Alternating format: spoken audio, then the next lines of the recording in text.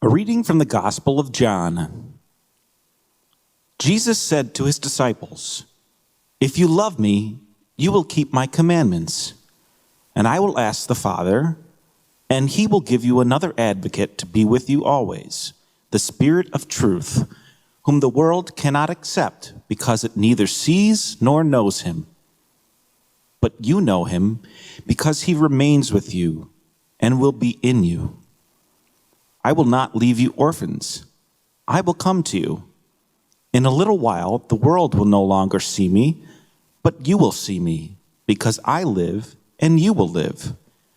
On that day, you will realize that I am in my Father, and you are in me, and I in you. Whoever has my commandments and observes them is the one who loves me.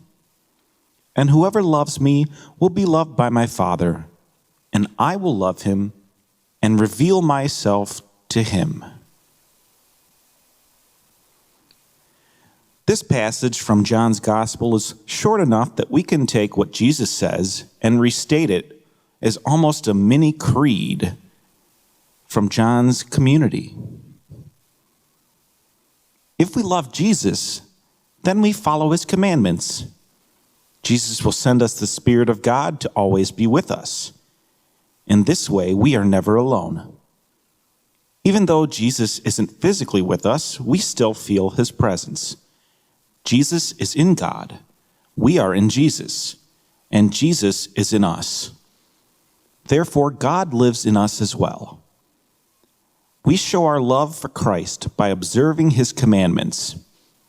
If we love the Lord, then God will love us. Jesus loves and reveals himself to God.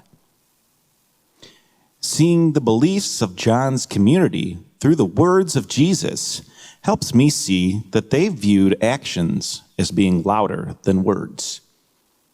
Our love of Christ is an action more so than a feeling. It's a choice we make when we begin to follow him.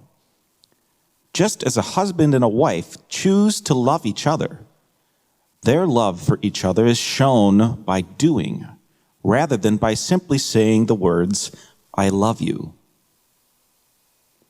In addition, the love that Jesus had for others didn't simply go away when he died.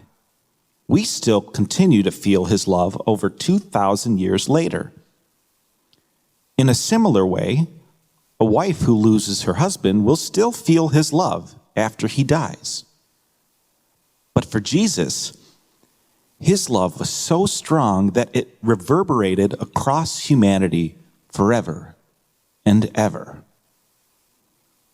In this way, I've always come to the conclusion that Jesus is perhaps the greatest human being to have ever lived.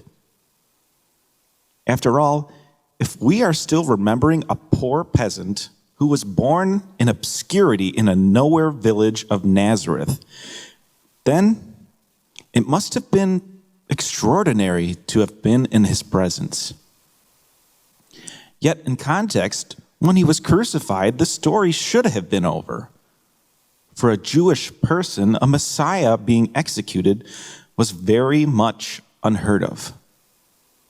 But his love was too great to ever be forgotten.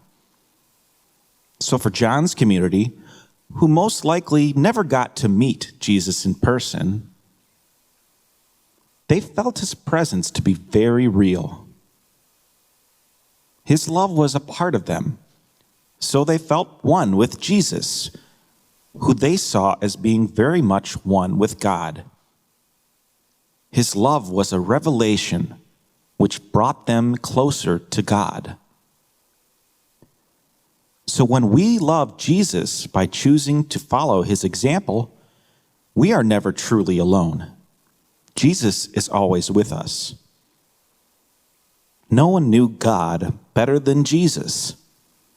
So for us, the best way to get closer to God is by following his example.